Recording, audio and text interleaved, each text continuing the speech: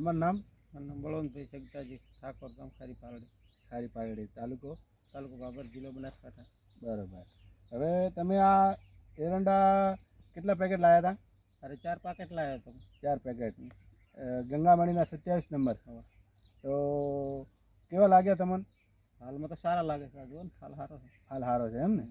હાલ સારો. પછી ફૂટમાં 30-35 માળી આઈડિયા લાગે છે. હાલમાં 30 થી 35 માળા આવેલી છે એમ ને? હાલમાં રેગ્યુલર દેખાઈ રહી છે. બરોબર.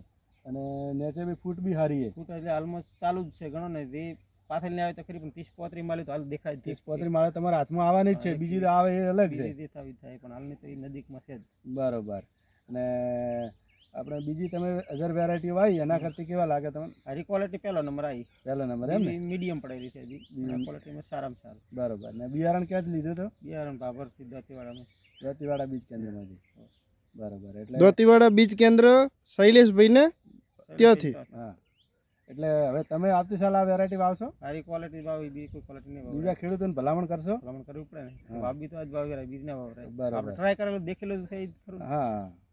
અને કેટલી વેણ કરી છે આમાં? 2 વેણ કરી છે હાલમાં.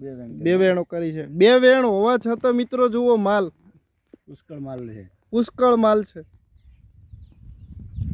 ખેડૂત આ બિયારણ વાવે તો પૈસા પડે બળવંતભાઈ? ના, ખરેખર વાવેતર હારી જ કરાય. બિયારણમાં હારી જ, બીજું ક્વોલિટી ના વાવરાય હાલમાં તારીખમાં. પૈસા નહીં પડી જાય ને? ના પડે.